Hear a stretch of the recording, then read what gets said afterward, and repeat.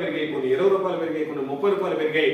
పాపం ముందే బెల్ట్ షాపులతో చితికిపోయేటువంటి కుటుంబాలకి ధర కూడా బేసిక్ రేట్ కూడా పెరిగింది. అంటే దాని అర్థమైంది, దీనితో పాటు బెల్ట్ షాపులు ఇప్పుడు దాదాపుగా 50 రూపాయలు పెంచి అమ్ముతున్నారు.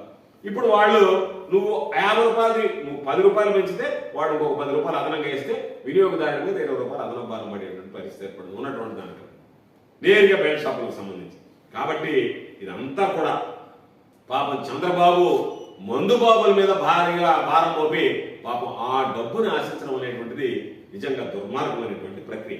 అందుకని ఈరోజు ఒకసారి చూడండి, ప్రజల ఆరోగ్యాన్ని పణంగా పెట్టారు. ఉదయం 6 గంటలకే షాపులు ప్రారంభమైపోతున్నాయి. ఎక్కడ కావాలన్నా లిక్కర్ 24/7 6 గంటలకే రెడీగా ఉంటున్నాయి షాపు. ఎక్కడ కావాలన్నా పాపం నిద్ర లేచి బెడ్ కాఫీ తాగేవాళ్ళం మనం.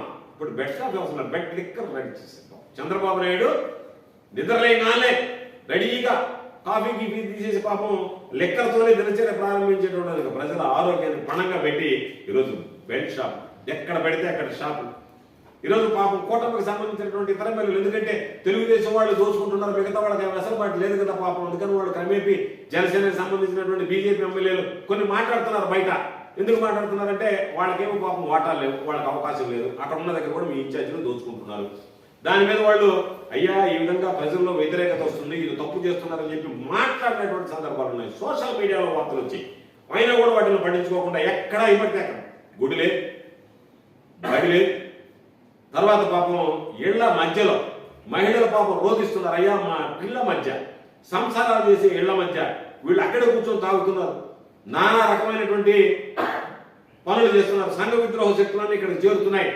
మేము మనశ్శాంతిగా మేము ఇల్లు కట్టుకుని ఉండలేనటువంటి పరిస్థితి ఏర్పడింది. మా ఇళ్ల మధ్య, జనావాసాల మధ్య, ఇళ్ల మధ్య ఈరోజు మీరు తీసుకొచ్చి బ్రాండ్ షాపులు పెడితే మేము ఎంత చేసినా సరే కలెక్టర్లు ఊరు పట్టించుకోవడం లేదా అరణ్య రోధనగా మిగిలిపోతుంది.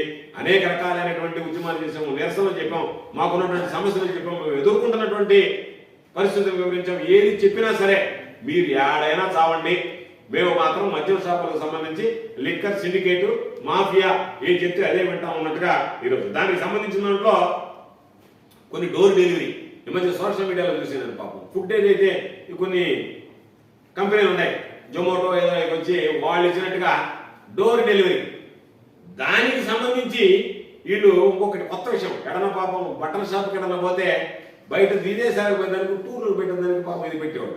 వీళ్ళు మా దగ్గర కొనమని ఒక్కొక్కరు లక్కీ డిప్, శ్రీలంక పోతారా, బ్యాంకాక్ పోతారా, లేదు మీరు మారిషస్ పోతారా, ఎక్కడ పోతారా చెప్పండి, దానికి సంబంధించినటువంటి లక్కీ డిప్ కూపన్, నైనా నువ్వు లెక్క కొనుక్కో, దాంట్లో కూపన్ వేసుకో, నువ్వు వస్తే శ్రీలంక కూడా పోయి రావచ్చు అని చెప్పి. అంటే ఏ విధంగా